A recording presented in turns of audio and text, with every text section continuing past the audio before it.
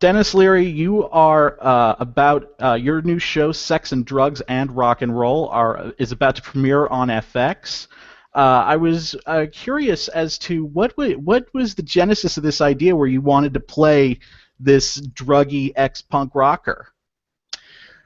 I grew up. My dad was a musician when he first came to America, but he couldn't feed his family that way, so he became an auto mechanic. And he played in Irish bands on the weekend, and he would bring a lot of the guys back to the apartment, and they would jam on Saturday nights after the big Irish dances. So my house was always full of music, and he was very musically talented.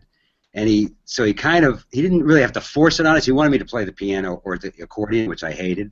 So I learned the guitar, and one of my sisters learned how to play the fiddle, the violin.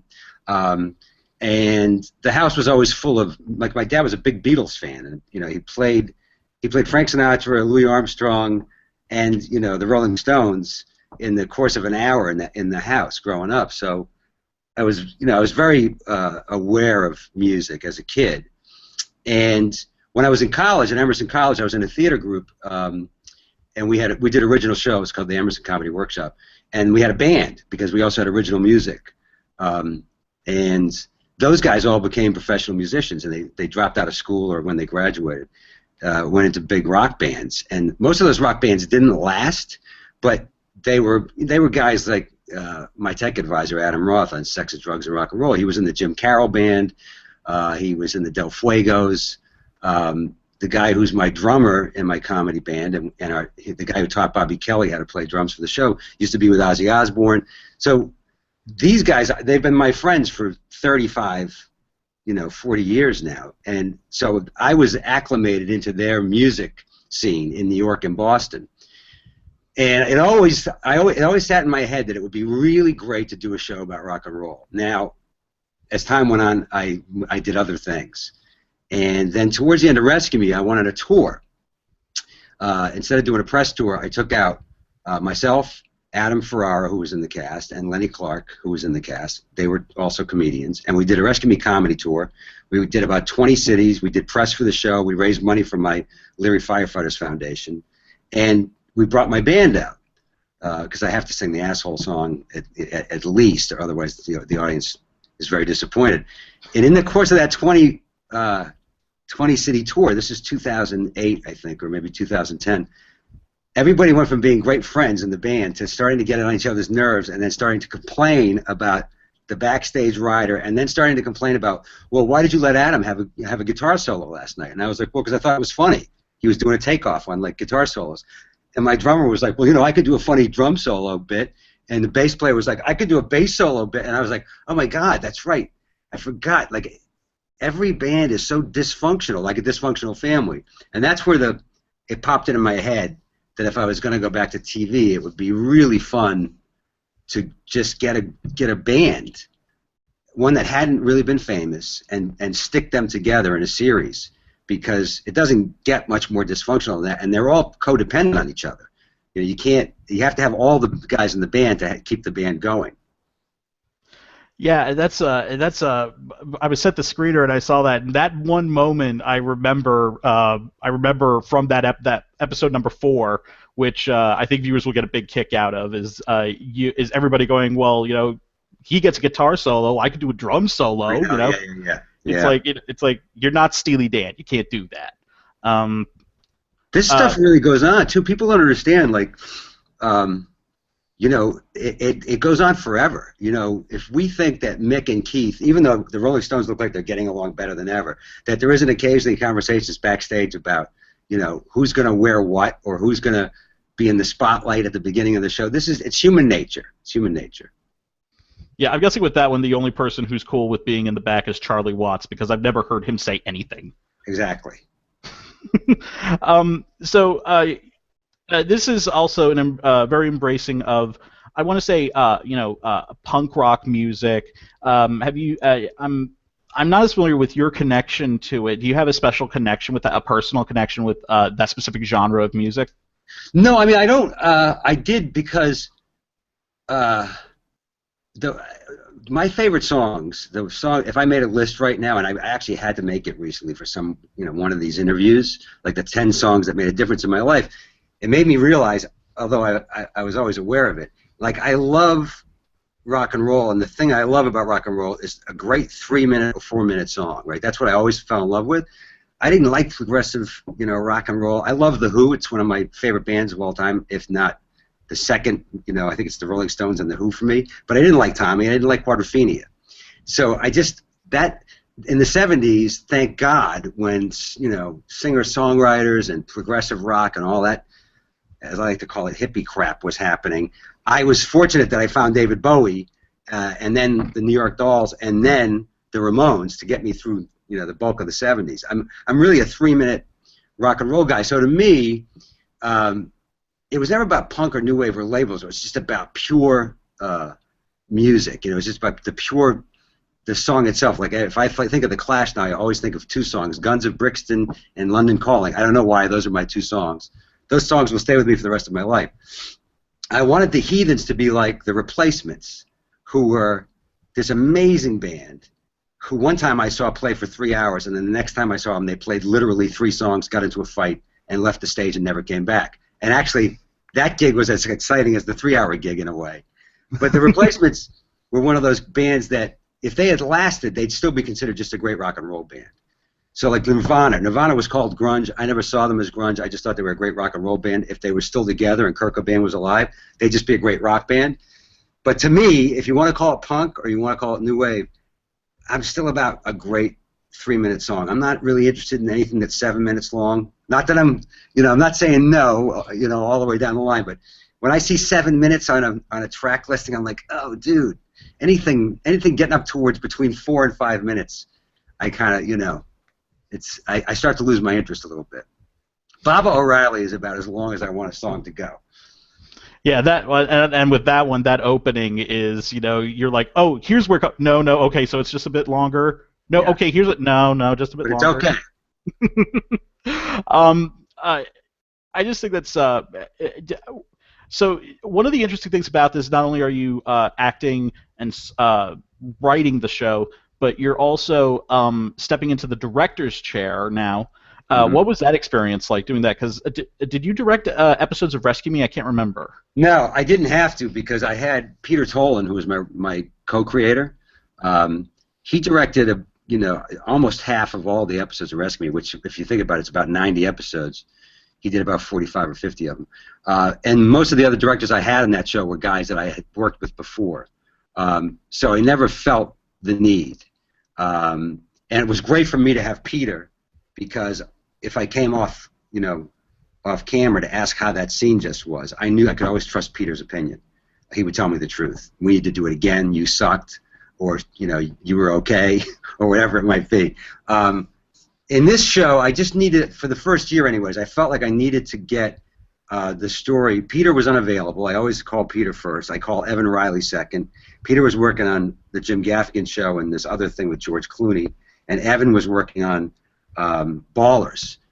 He's the showrunner on Ballers right now. So I got Evan to write 1 episode later in the season of Sex and Drugs. But I said, you know what, I'm just going to write the rest myself, and I'll direct at least 4 of them, and I'll bring in this guy Michael Blyden, who is a terrific director I used on Sirens. In television, the director's vision really belongs to the showrunner. You know what I mean? The show that's the way it's built. The showrunner or the co-creators of the show or the creator, that's whose vision we're supposed to be achieving. So I like to spend a lot of time with the other actors, and I like people to get into the space where they can improvise. I like to do a lot of improvisation. I like to throw a lot of pages out the window when we get to the day where we're shooting a particular scene. So I like to focus on the actors right from the moment we get there in the morning. And so having somebody like Michael Blyden in this case to direct is great, because I don't have to worry so much about where the camera is. But a lot of it was just easier for me to just go in and be able to put the camera where I want, and that's usually to favor the actors, and give them freedom. I like to have 2 or 3 cameras going at a time, maybe more, so I can capture everybody. And if everybody's improvising, I have everything covered. I think there's a lot of moments in this show. There was a lot on Rescue Me where you can feel the energy in a scene, because everybody was on the same page. Everybody was live on camera, basically. And you also had a lot of people with a lot of theater backgrounds on that show, like Stephen Pasquale, who has done a lot of theater work there. Another thing that you did with this, because it's amazing when you look at the shows you've done, not just Rescue Me, but also The Job, which is one of the funniest shows ever. For our viewers, if you have not seen the show, you definitely should. It's hilarious.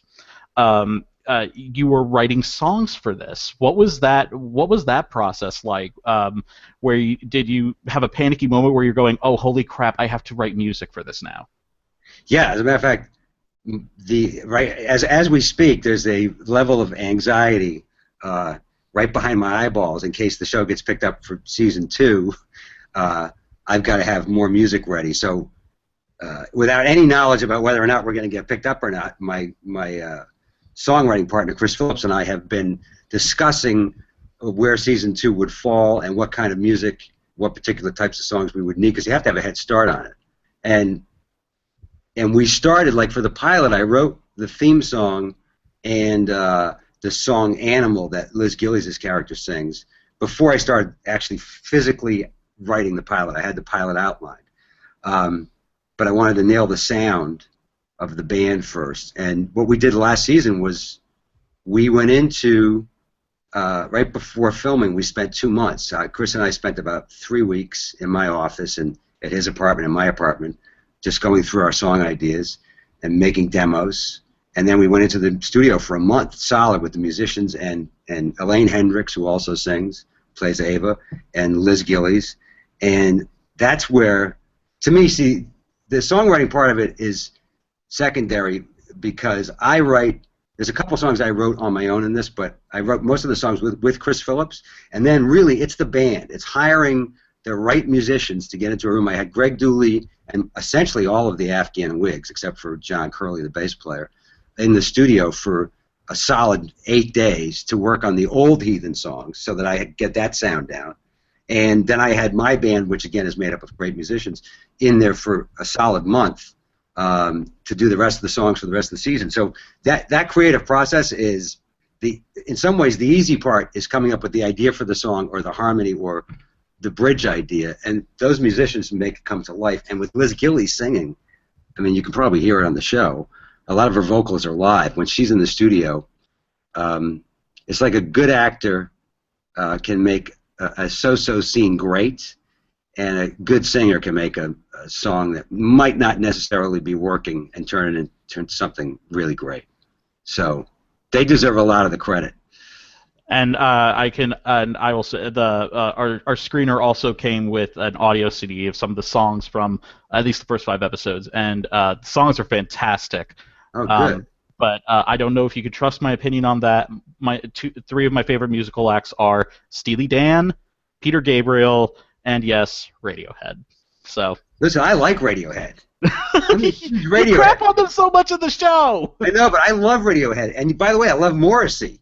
But you know, I love the Police. This is another example. The Police is one of my favorite bands, and I don't know if you've ever seen them live.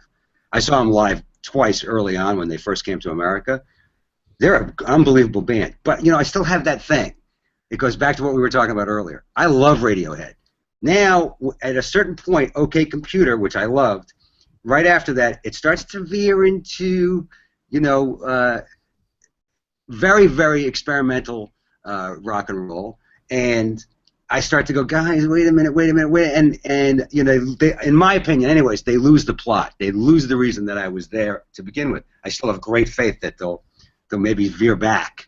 Same thing with Morrissey. I love Morrissey. I think he's great, but he has a tendency to get so inside of his own persona sometimes. And that, I think, I'm just giving my opinion. My sister and so many women in my life love Sting and love, you know, the songs that he's been writing since he left the Police. Listen, it might be great stuff. It's not my thing, but I still love Roxanne. To me, is, you know, top 20 rock songs of all time. So Johnny, I think, probably has the problem with Radiohead. You know, I think Johnny just thinks he's an extreme example of anything over 3.5 minutes This is John Corbett you're talking about? I'm talking about Johnny Rock, my character. Oh, Johnny Rock. Okay. I think Johnny has a problem with Radiohead's most recent work. Yeah, I guess. But yeah, I remember listening to Kid A the first time and going, "What?" I know, which I think was everyone's reaction to it. But then at the same time, you think about like if you everybody's especially if they're an artist that's going to last for a long time, they're going to go places that you didn't expect them to go. Without where they went, their guitar player wouldn't have written such great, composed such great music for the movies. So it's like it's 6 of one, half a dozen of the other. So I'm still following. I bought Tom York's recent solo album. I haven't sat down and purely listened to it yet, but I still buy it. I just saw, it's like I wanted to go see Morrissey on this current tour. It didn't line up because of my schedule publicizing the show. But that was going to be interesting to me because I haven't seen him in such a long time. But the same thing with like Springsteen's a great example. He veered off for a while, and he was doing stuff that again I wasn't particularly fond of, but there's a lot of his fans that were. And then you think, well, when's he going to come back? I'll just tell you one thing. When he wrote that song called "The Rising," which was the first artistic thing I saw after 9/11, where I was astonished by how powerful it was and still is, but also how quickly he was able to turn that experience into something that to this day, for me personally, is a song. It made me feel. I know this is going to sound strange, but it was one of the first times. The first time I heard that song, it made me feel hopeful about what had happened and how the sacrifice of those lives. And the fact that it was in basically a 3.5-minute song was just astonishing to me. So I always have faith. I have faith that Tom York and Radiohead will one day head back towards the 3.5-minute song. And that whole album, The Rising, is just a phenomenal album. Yeah, it just blew my mind that he was able to write that so quickly, and it just felt right. But that's just me editorializing. Let me tell you something. I live downtown in New York. There's almost never a day that goes by where I live in the shadow of the new building where the old buildings used to be, so I'm always aware of it because whether you're coming home from work or you're outside walking around shopping, getting something to eat, every time I see that building, almost every time, it reminds me of that day. There's just no getting around that. But every time I hear that song, The Rising, it still has a I don't want to sound pretentious, but it really has a healing power for me. It really makes me it reminds me of that day in a good way. Again, about the sacrifice of those guys. His lyrics in that song, I know so many firemen that song is just so attached to their sleeves as part of their recovery from that event, what happened that day. So in my mind, as soon as I heard that song that day, I was like, Bruce Springsteen can do whatever he wants for the rest of his life. He's got a free pass from me. Like, he needs to hear that from me, by the way. Now that he has the Leary approval, everything's fine. Yeah, sure, exactly. I'm sure he's going to see this and go, well, now I'm fine. Dennis Leary said I'm okay. These 17 Grammys, don't need them. Yeah, don't need them. I was waiting to find out what Leary thought. Now, one of the interesting things that I saw when I was is at the end of the episodes when I saw the credits, I saw the name Jack Leary on several of the positions, and I found out that's your son, correct? That is my son. What's it like having him work on your shows now? Because I know he was involved. You said he was involved with the music, specifically with the soundtrack to Rescue Me, and now he's actually taking on more official titles within your show. What's that like? Well, it was interesting. He chose my son was the one. We spent a lot of time together in the truck, driving, and especially when we were doing Rescue Me because he was still in high school at that point. And so he would play songs for me. He was the one who played me what became the theme song to Rescue Me when I was trying to find. I had a vibe in my head, couldn't find the song that satisfied it, and he played "Come On, Come On" by the Von Bondis for me the first time. And he made several of the choices as he went into college and the show continued. He would send me songs. So when I was putting this together, he's very talented, by the way, musically. He's going to be very embarrassed that I'm saying this in public, but he's capable of playing almost any instrument. And so I said, listen, we're doing a show about music. I'm going to need your input for outside music. But I had a couple ideas in advance. I said, by episode 7 or 8 in season 1, I want to go into electronic dance music, EDM. I want to touch on that, and I want to touch on this thing called normcore, which you may or may not be aware of, which is one of these movements that happen all the time. You know, a label gets attached to something. Normcore became a movement in New York among certain rock bands where they dressed like they wore mall clothes, like, you know, shopping mall clothes, and like Seinfeld outfits on purpose to look normal. And the music became called normcore. So I said, I want to do something about normcore, and I want to do something about EDM. I cannot write EDM; it's not my area. But he has occasionally, you know, played stuff from that for me. I said, just take it, run with it. If I told you that Rehab and Bam Bam, the drummer and the bass player and the Heathens, wanted to experiment with EDM, go away and bring me back an idea of a song that they would write. And so I just assigned it to him, and he was working on the show as the writer's assistant, which is basically working for me because I'm the only writer on the first season. And then he came back to me with this thing called Beastcore, which was, he had recorded the entire track on his own using samples and original instrumentation. And then he came back with an EDM song, which was absolutely, they were both perfect because they were funny, but it took you a while to realize that they were jokes. So those come up in episode 8 and 9 and 10, and I could not have done that. I needed a young person that was involved in that scene to do that, so it was great not having to hire somebody I didn't know. I just basically hired my son to do it. Where you going? I'm just I was just turning up a fan I have here. I was just For a second, I got so scared that you were like, this guy's so boring, I'm just going to Oh, no, I am loving this. I am loving this. This is Did you see the Gold Derby thing where he just walked away from Leary and left him on his own? Hey, you got another thing for your stand-up if that was true. That'd be awesome. Yeah. But no, this was... Maybe that's how we end this. Just me walking off, Sam. Yeah, that's it. Yeah, screw it. Boom. Screw it. Yeah, and did he have? Did you? I was wondering. Did you ever like send him scripts for Rescue Me and ask him like what would be a good song for this moment, or did you do so much music? I would do that, and sometimes I would just have. I would have the outline of a scene. Like we would have the idea, myself and Evan, or myself and Peter Tolan, and we would say. I would say to him, "Listen, this is what I have in mind, and this is the feeling." Is it, you know, this? I would describe the energy I wanted out of the song, the beat I needed, the pace, and the feeling, and give it to him. And he'd usually come back with 5 or 6 choices, and quite often bands that I hadn't heard yet.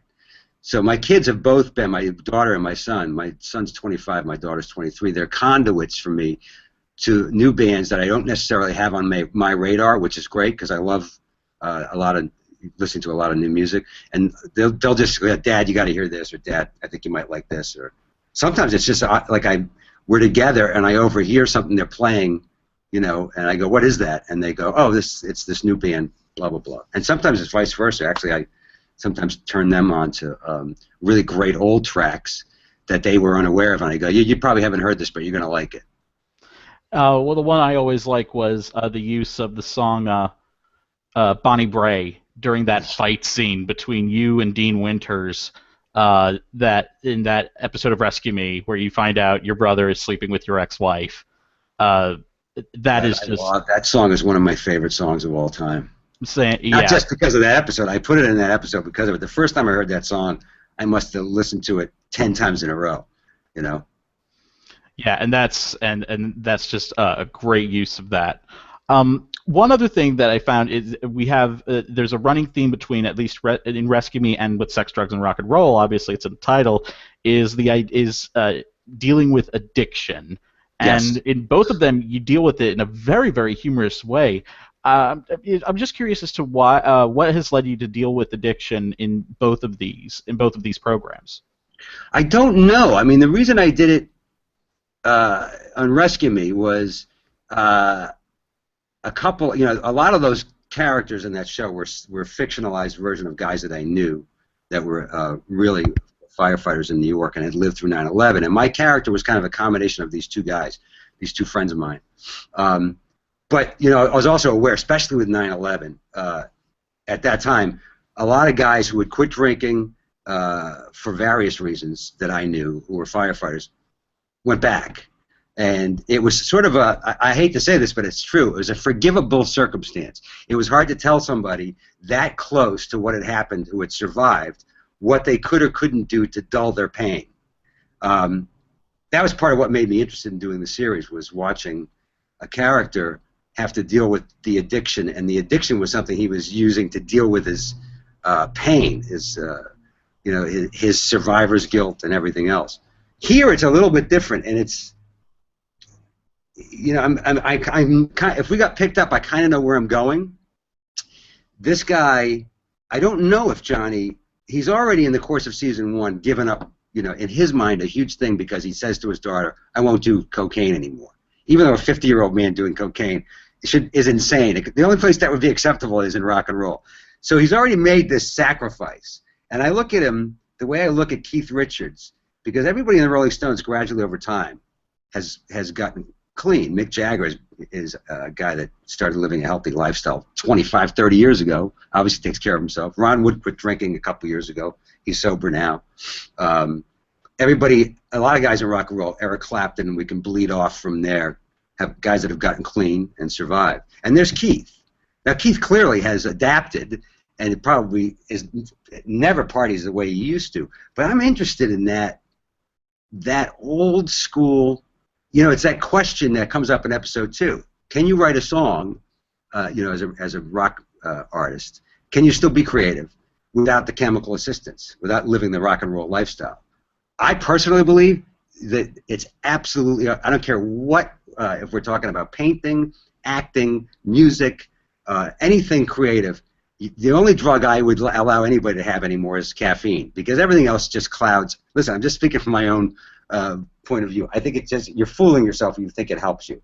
But I can, especially in music, I cannot fault or take away the fact that there are some guys and some women out there who clearly still think it helps them, and you can't argue with the work that they're producing. So Johnny, it would be easier for Johnny to get away with this if he actually was famous. If he was famous and had been famous for the last 25 years, he could just keep on using whatever he wanted to. But he's not famous. His daughter wants him to quit. I think eventually he's going to have to work himself down to wine. You know, that's what I see. I see Johnny, like Tommy Gavin eventually quit drinking. I think Johnny's going to be like, I'm only drinking wine, which is essentially, in his world, quitting drinking. Well, yeah, it definitely was that for his girl, for Ava. Yeah. Yeah, I remember that line from from that second episode. And I do think that's really interesting how you approach that. So we're also an awards site. And you have a lot of experience with the Losing. Emmys, and yes, you proudly proclaim it in all your press material, which I love, by the way. You describe yourself as a 5-time Emmy loser. Yep. You've lost everywhere: writing, acting, comedy, drama, lead, supporting. Yep. And the same thing at the Golden Globes. Lost as a best actor, lost drama, best supporting actor, and writing, multiple times. But I had a great time. You got to understand, though, for me and my wife, and for the show, and for Rescue Me, the show, you know, it was to every time. And I know this, people think it's a cliche, but it's really true. Anytime you can get mentioned in a conversation about an award, it's good for your show. It's good business. It's good publicity. It's also a blast to go to the Golden Globes. I don't care what people say or don't want to say. You know, we have a blast. You can smoke outside. There's a smoking area. There's food. There's booze. You know, you're at a table with a group of other people. You can get up and go over and you know, and hang out and be funny during the commercials and stuff. It's really a blast. And then the after parties are right there. You walk 10 feet outside and there's an after party. You know, the Emmys is a little bit more like the Oscars. It's, you know, you better get food in you before you get there, because you're not eating for 3.5 hours, maybe 5, including the red carpet. And you have to sit in a theater seat. It's much more formal. But again, like I said, would I love to have an award? You know, it's like, yeah, but I'm just happy to be mentioned, and especially with this show because it's a new show. Television landscape is very crowded. I'm just happy for the show to get the attention. So if people come to see us, hopefully they like it and come back.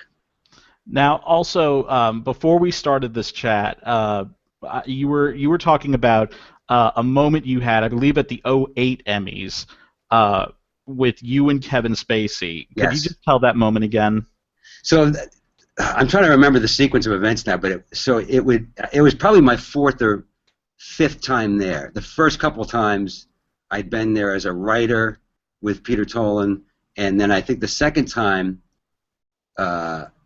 it was, you know, like a best actor for Rescue Me. So now it was like, I don't know, it was the fourth time maybe I was there, and it was for Recount, which is a movie that Kevin Spacey and I and a great cast had done with Jay Roach, the director over at HBO.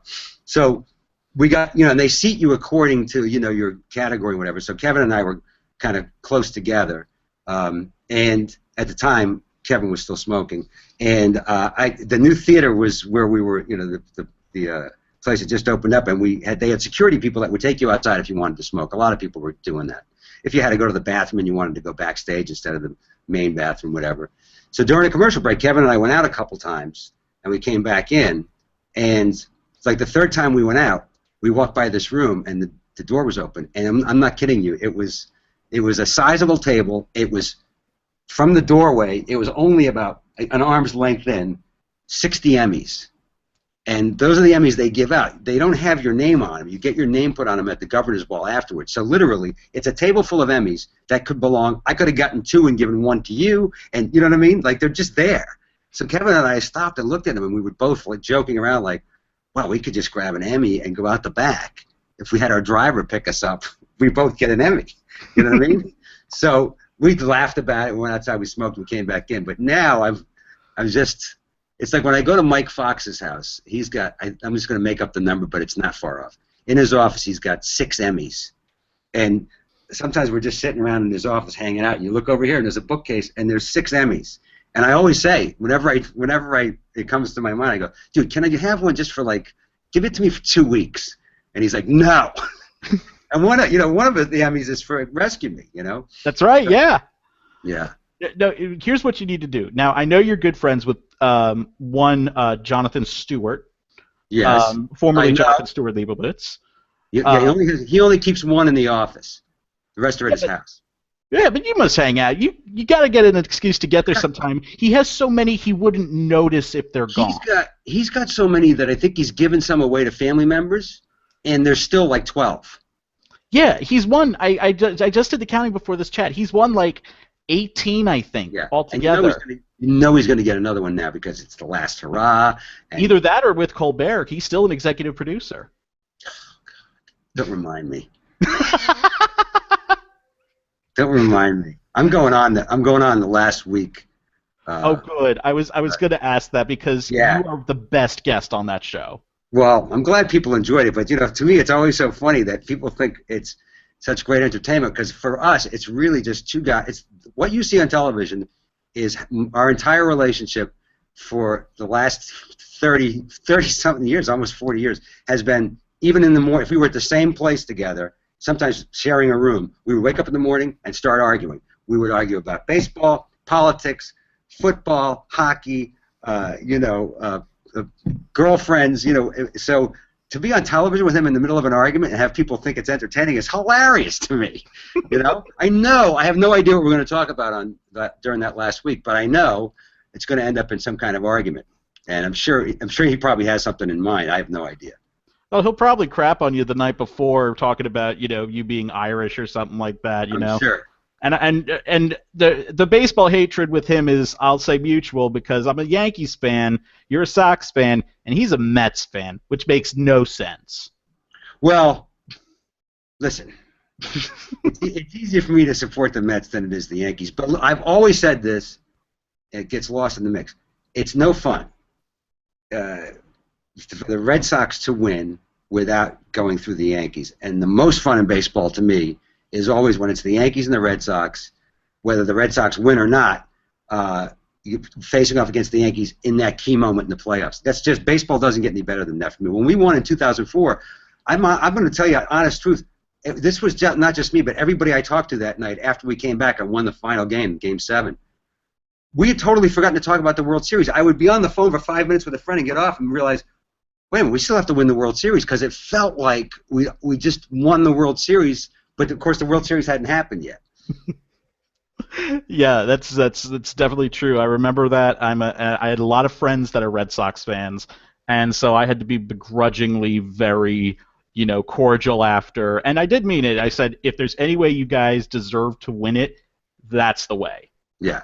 Come back from 3 games behind and just blow it out of the park. Absolutely astonishing. Yeah. Well, wow, we've almost been talking for half an hour now, so I think I'm gonna end this right now. But Sex and Drugs and Rock and Roll is a great show, and I think it has some Emmy potential for next year. Obviously, FX has been good about that. They got Rescue Me would always air their episodes right around Emmy voting, and they wouldn't be eligible until the next Emmys. And you kept on getting some consistent nominations, so I think they'll. Well, listen, let me tell you something. If anybody out there in awards land is thinking about our show, they should be looking at Liz Gillies, because I think she's fantastic. Not only is she funny, but she's terrific in the dramatic moments, and clearly, I mean, most of the vocals I use on that show of hers are first take live vocals. I didn't use recorded tracks for her vocals in the studio numbers and in the numbers we perform live. I think she's amazing. And if she gets nominated, she pulls in that young viewership. So I'm just a little word to the Emmys. You want to up your viewership. She's pretty. So it's all good for the Emmys with Liz Gillies. And she'll rock the red carpet, no doubt. Who would you rather have on the red carpet, me or Liz Gillies? I think the question has been answered, ladies and gentlemen. Well, and I've only seen the first 5 episodes, but you definitely have you got some dynamite stuff that could definitely shake up the Best Actor race at the Emmys. It's been kind of boring for the last couple of years, and is it really? Yeah, Jim Parsons keeps on winning, and it's he's good, man. He's good, but I mean, last year Ricky Gervais had a great episode. Yeah. It's tough. Steve Carell never won. It's kind of like, oh, come on, give us something new. Wow, he never won? He never won for The Office. Never won. I got to tell you, man, that last episode he did for The Office, that was fantastic. That was the finale. Yeah. Yeah, that was. Yeah, that was the character's finale was just fantastic. He submitted that one and he lost to Parsons. Well, you know what? There's no losers. You're all winners, and I know this sounds like bullshit, but it's not. The fact that we're even having this conversation means they are winners. So I think Parsons is great. The kid's got unbelievable comic timing. And once we get those horses into that race, I wish if it was a race and we all had to run, a track, then you could truly say that somebody had won. Like Steve Carell actually beat us all out in a 6-guy race, for Best Comedy Actor. So I look like it's so hard to say who really. It's impossible for me, Yeah, and there are other things with the Emmys too. I mean, you think about, we're going into this season. Mad Men is going for its final hurrah, and Mad Men has never won an acting award. Wow. None of the actors for Mad Men have ever won. So there's all these interesting things. Bob Newhart only won his first Emmy 2 years ago for The Big Bang Theory. He had never won an Emmy before. So well, I have to tell you something. I didn't realize that, and I think Elizabeth Moss is. I don't know if you're aware of her other work that she's been doing outside of. Oh yeah. She's an astounding actor. I mean, she can do anything. I thought she was the key thing in that show. She was really the riveting thing in that show for me from week to week. I just think now you're making me feel bad that she didn't get an Emmy. Yep, but that all may change this year, and next year I'm hoping that we see you on stage. I'm hoping that we see you in the audience, but hopefully on stage. So thanks so much for talking to us. I can guarantee you one thing. If you see me on stage at the Emmys next year, it'll probably be as I tackle Jim Parsons and steal his Emmy. Sounds good to me. Thanks so much, Dennis, for talking. Man.